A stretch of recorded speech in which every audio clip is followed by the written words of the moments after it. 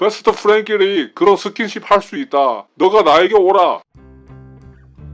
몇 개월간 날 괴롭힌 결혼 생활이 드디어 끝나고 속 시원하게 집에 들어와 맥주 한잔 하고 있습니다. 길다면 길고 짧다면 짧은 결혼 생활에 더 이상 미련도 없고 남들처럼 애가 있는 것도 아니고 속이 후련하다 못해 아주 시원한 정도입니다. 전 해외여행 도중에 유학 중인 아내를 만났습니다. 보통 1년에 한 번 정도 해외 한 달 살이를 했는데 그때 유학 중인 아내를 보고 한눈에 빠졌습니다. 매끈한 몸매에 상당히 아름다운 외모, 그리고 많은 지식들이 너무 매력적이었어요. 타지에서 외롭게 살 법도 했지만 부침성이 좋고 밝은 동양 여학생이라 친구도 많았고 저는 그런 아내를 둘러싸고 있는 많은 친구들 중 한 명일 뿐이었습니다. 그 당시 저는 치의대 재학 중이었는데 방학을 이용해 한 달 살이를 하러 간 것이라 한국으로 돌아와야 했고 집으로 돌아와서도 계속 아내가 생각나더군요. 저는 지극정성으로 아내를 챙겼습니다. 국제전화는 물론 하루 한 통씩 이메일을 썼고 국제택배를 이용해 먹을 것이나 좋은 것을 챙겨주었으며 한국에 계신 아내의 가족들도 알게 모르게 챙겨주었습니다. 그런 시간 동안 우리는 많이 친해졌고 아내의 유학도 끝나고 귀국을 하게 되었습니다. 그 당시 저는 대학원 과정을 준비하고 있었는데 귀국하여 픽업을 해 돌아오는 길에 프로포즈를 했습니다. 대학원을 끝내고 제 부모님이 작은 개인 병원을 하나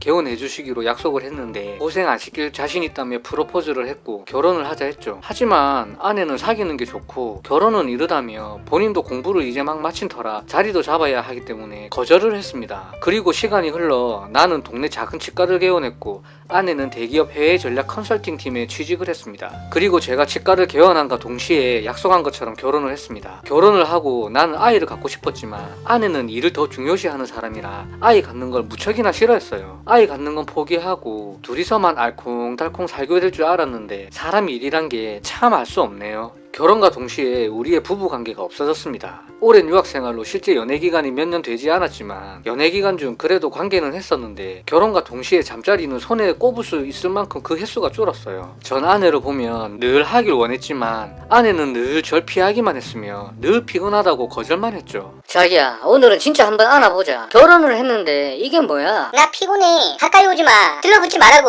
이제 혼자 해결하는 것도 한계가 있다고. 아니 남자들은 그거 안 하면 못 살아? 왜 이렇게 질척거리고 사람을 못 살게 만들어? 저리 가. 당신 말이 너무 심한 거 아니야? 우린 부부라고. 부부는 부부관계를 해야지. 여기 돈. 이 돈 가지고 밖에 나가서 여자를 사든 뭘 사든 혼자 해결하고 와. 모른 척 해줄 테니. 진짜?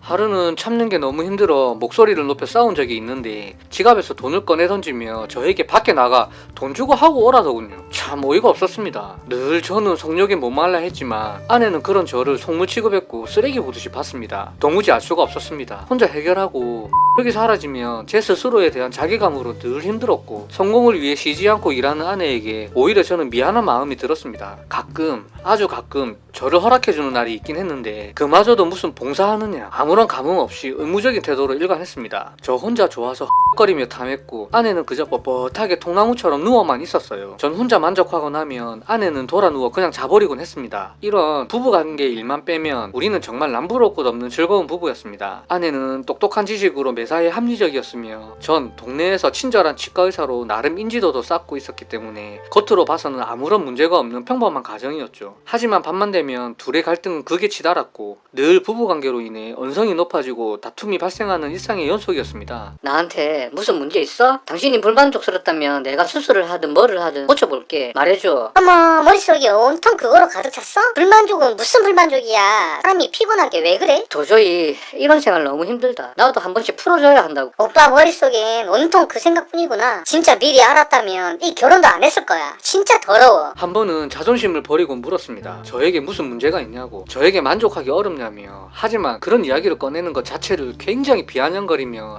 X기 쳐다보듯이 보더군요. 아내가 왜 저에게 그런 식으로 대하는지 알 길이 없었습니다. 그냥 그런 쪽으로는 아무런 감흥이 없는 줄만 알았죠. 아내가 일하는 곳이 해외 전략팀이라 해외 출장을 가끔 가곤 했는데 한 번 나가게 되면 열흘 정도 집을 비우곤 했습니다. 아내가 해외 출장을 간 기간에 저는 혼자 밥 해먹고 빨래며 청소며 혼자 다 알아서 살아야 했고 귀국하는 날이면 병원 문도 닫고 픽업을 하러 갔죠. 집에 돌아온 아내는 트렁크에 짐을 정리하곤 했는데 하루는 보니 굉장히 큰 트렁크 패티가 보였습니다. 정리를 해서 해외 출장을 간 것과는 달리 아무렇게나 짐을 싸서 돌아온 트렁크에는 속옷이며 세면도구며 여러 물건이 뒤엉켜 있었는데 그 중에 남자 속옷이 제 눈에 띈 것이죠. 한눈으로 보기에도 굉장히 큰 사이즈의 속옷이라 너무 놀랐는데 아내는 아무렇지도 않은 듯이 자신도 모르는 일이라며 휙 하고 던져버리더군요. 전 너무 놀라 무슨 속옷이냐 물으니 해외 숙소에서 세탁을 할 수 없어서 세탁방을 종종 이용했는데 거기서 다른 사람의 속옷과 섞인 것 같다더군요. 뭔가 조금 이상했지만 더 이상 캐묻지 않았습니다.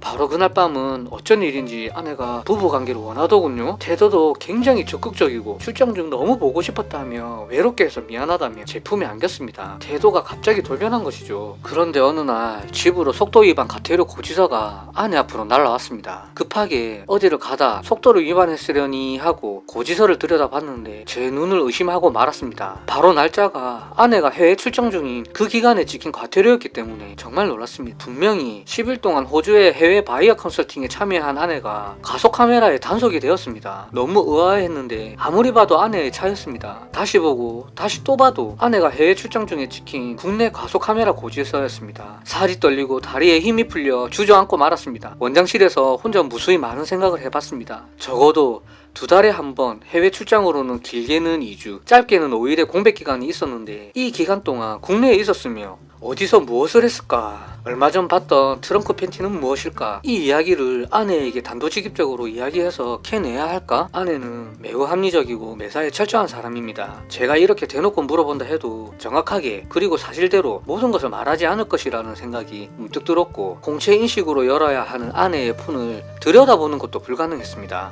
의심에 의심이 꼬리를 무니 평범한 삶을 못 살겠더군요. 차근차근 준비를 했습니다. 우선 차에 위치 추적기를 부착했고 사람을 하나 붙여놓기로 하고 흥신소를 알아보았습니다. 그리고 나도 최악의 상황을 준비해야 했습니다. 그리고 아내의 해외 출장 이야기가 나오길 기다렸어요. 아니나 다를까 또 무슨 해외 기획안을 떠맡았다며 이번엔 일주일간의 해외 출장을 가야 한다고 하더군요. 의뢰한 흥신소에 이야기를 했고 아내가 떠나는 날 나는 병원 문을 며칠간 문 닫았습니다. 흥신소로부터 연락이 오면 바로 나가야 했기 때문에 기다리고 있었죠. 여보세요? 사장님, 대물흥신소 김과장이요. 아, 네, 어떻게 됐습니까? 아내는 공항으로 갔습니까? 사장님, 공항은 가지 않고 한남동 한 집으로 들어갔어요. 한남동이요? 한남동에는 아는 사람이 없는데. 또 그리고요? 이게 좀 심각한데 차에서 내리니까 그 왜 있지 않습니까? 그 외국인이 또 사모님을 마중 나오셨네요. 외국인이요? 외국인이라니요? 그 왜 있지 않습니까? 그 덩치 크고 시꺼먼긴 그 외국인이 사모님 여행용 트렁크 들고 같이 들어가셨어요. 여기 일단 한번 와봐요. 전화를 받고 너무 놀랐습니다.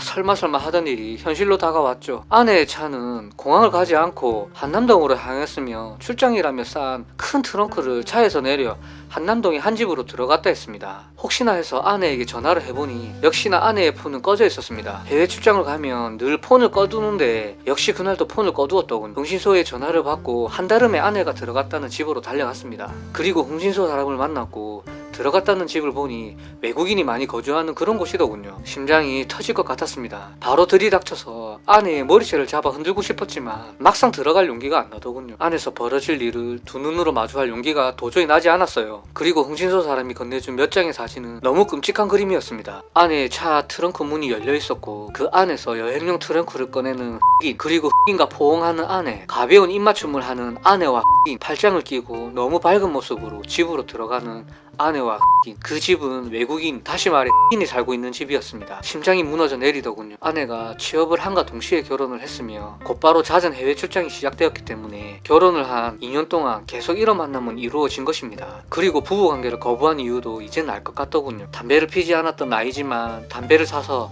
그 집 앞에 서서 줄담배를 피웠습니다. 하늘이 무너지고 슬픔보다는 분노가 치솟았지만 꾹 참고 어떻게 해야 할지 곰곰이 생각해봤습니다. 수년간을 만나오며 나를 배신해온 아내를 그냥 보내줄 수는 없고 내가 받은 고통만큼 돌려주어야 했습니다. 우선 흥신소 사람에게 부탁해서 빼도 박도 못하는 둘의 장면을 동영상으로 찍어주길 부탁하며 꽤 많은 웃돈을 얹혀주었습니다. 그리고 아내의 회사에 전화해보니 역시 해외 출장은 1년에 한두 번 정도 있었으며 해외 출장을 담당하는 팀이 또 따로 있었습니다. 이래저래 아내 회사 사람들과 회사 홈페이지를 알아놓고 둘의 장면을 가지고 오기만 기다렸습니다. 여보, 나 다녀왔어. 피곤해. 해외 출장은 늘 피곤해. 그래, 잘 다녀왔니? 출장 가서 뭐 했어? 출장? 그냥 일했지. 일하고 밥 먹고 씻고 자고 일어나서 또 일하고. 아, 그랬구나. 맛있는 거 먹었니? 맛있는 거 먹었니? 아, 원산지 초콜릿 먹었어. 역시 해외 원산지 초콜릿이 꿀맛이야. 깜빡하고 자기 걸 사오질 못했네. 아무렇지 않은 듯 출장을 다녀왔다고 인사를 하더군요. 평소와 다를 바 없이 생활하는 아내 모습이 너무 가식적이고 더럽게 느껴졌지만 꾹 참았죠. 그리고 저는 제 병원의 간호사와 관계를 맺었습니다. 평소 나를 잘 따르던 어린 간호사는 저에게 관심 있어 하던 눈치였는데 제 작은 호의에 오히려 기다렸다는 듯 다가오더군요. 그리고 기다렸던 흥신소에 연락을 받게 되었고 그들이 건넨 USB 영상은 정말 끔찍했습니다. 멀리서 찍었는지 화질은 별로 좋지 않았지만 아내의 얼굴과 둘의 행위만큼은 뚜렷이 알 수 있을 정도였습니다. 흑과 백이 합쳐지더군요. 저는 연애와 결혼 생활을 하는 중에도 단 한 번도 본 적이 없는 그런 아내의 모습이었습니다. 지적이고 똑똑하며 평소 깔끔한 척은 혼자 다 하던 그런 아내의 가식적인 평소 모습이 역겹게 느껴졌습니다. 그리고 그 동영상과 함께 흥신소에서는 그 에 대한 정보도 함께 주었는데 그 는 34살의 영국계 으로 영국의 아내가 다녔던 대학에 같이 다녔습니다. 국내에 들어와서는 무슨 인권운동단체에서 일을 하고 있다고 했습니다. 누구나 들어보면 알 수 있는 인권단체. 대학 시절 때부터 둘의 관계가 유지되어 왔더군요. 아내의 성격에 나와 결혼은 사회적인 거치대에 불과했고 실제로는 이 인과 지속적으로 만났으며 애를 갖지 않으려던 이유를 이제야 알게 되었습니다. 그렇게 남의 시선을 신경 쓰고 이미지를 관리하고 자기 관리를 하며 철저하게 저를 무시했던 그런 여자는 그런 여자였습니다. 당신 흑인 친구 있는 거 다 알아. 그 흑인과 관계가 깊은 것도 다 알고. 아, 혹시 윌 스미스 말하는 거야? 당신도 참. 하하하하. 내가 말을 안 했나 보다. 별거 아니야. 걘 그냥 평범한 친구일 뿐이야. 아, 해외 출장을 당신 한남동으로 가는구나. 그리고 윌 스미스인지 윌 마틴인지 하는 걔하고 잠도 자고. 이 사람이 성욕에 미치더니 드디어 미쳤구나. 한남동은 뭐고 또 잠은 또 뭐야? 무슨 개소리야. 지금 장난쳐? 역시 당신답게 침착하네. 그럴 줄 알았어. 난 당신이 아는 것보다 더 많은 걸 알고 있어. 여기 이 동영상을 한번 볼래? 이러다 가버려. 어머, 이거 뭐야? 이게 왜? 어머, 어서 줘. 그 영상 지우란 말이야. 역시 침착한 여자더군요.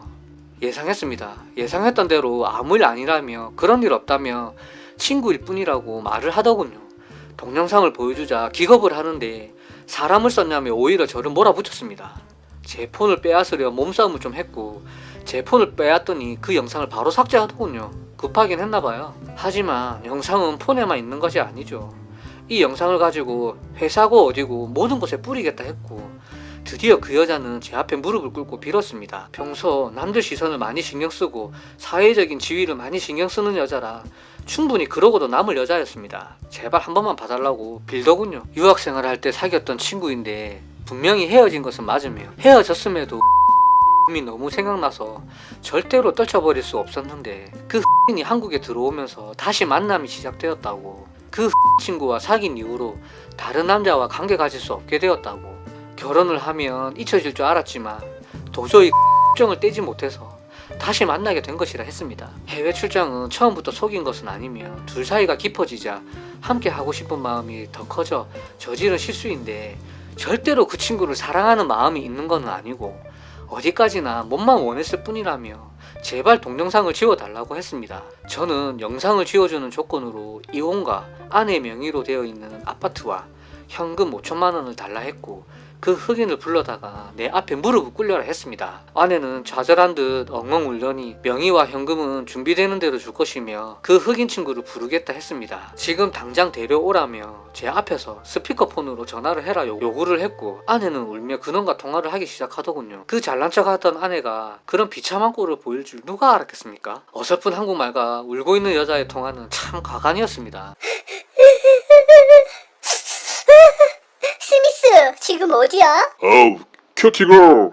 나 지금 집에 들어왔어, 요맨. 스미스, 지금 우리 집에 와줄 수 있어? 헤이 걸, 왔다. 무슨 일이야? 우지 말고 calm down, calm down. 우리가 할 때 영상을 우리 남편이 찍었어. 스미스가 와서 무릎을 꿇으면 이 영상을 삭제해준다고 해. 제발 부탁이야. What the f***? 나 man 절대로 끌지 않아. 무릎. What the f***? 몰카는 범죄다. 한국은 범죄 천국이다. Oh man. 제발 스미스 이리로 와줘. 부탁이야. 그 영상이 터지면 난 살 수가 없어. What the fuck? Hey girl, 난 그런 거 모른다. 영상 퍼뜨리려면 퍼뜨려라 해라. 난 강하다. 이겨낼 자신 있다. 우린 베스트 프렌드끼리 그런 스킨십 할 수 있다. 난 갈 수 없다. 너가 나에게 오라. 아내는 결국 그 흑인한테 거절당했고 흑인은 발뺌하기에 급급했습니다. 그리고 그 영상도 뿌릴 테면 뿌려라는 시기기에 오히려 아내에겐 더 큰일이 되어버린 것이죠. 그렇게 며칠이 지나고 아내의 명의로 된 강남의 아파트는 제 명의로 되었고 현금은 5천에서 조금 부족한 4,600만원 정도를 가져왔습니다. 이 돈과 명의를 받고 이혼 서류 작성을 마쳤을 때 저와 만나던 간호사가 들어왔습니다. 제 새로운 여친이었죠. 눈이 동그래진 아내는 누구냐며 흥분한지 물었고 전 당당하게 새로운 여자친구라 소개를 했습니다. 내 몽둥이에 맞들인 너랑은 못 산다며 꺼지라 했고 회사도 내일부터 안 나가는 게 좋을 거라며 그 야한 영상은 당신이 다니던 회사 홈페이지에 상담 문의 메일을 통해서 첨부해서 보냈고 아마 지금쯤 너의 그 화려한 눈부신 모든 직원이 돌려보았을 것이라 말을 했죠. 카페에서 약속과 다르다며 바락바락 악착같이 달려들더니 결국 카페 직원에게 끌려 나가더군요. 그리고 저는 지금 새로운 여친과 다시금 행복한 나날을 보내고 있습니다. 제 아픔을 모두 옆에서 지켜본 사람이기에 더욱 서로 사랑할 수 있었고 비록 한 번의 결혼 실패를 한 나이지만 상관은 없다며 다시 새롭게 시작하자고 하네요. 다음 주 여자친구 부모님과 식사를 하기로 했습니다. 그 여자는 소문에 회사에 더 이상 나갈 수 없게 되었고 다시 영국으로 떠났다고 합니다.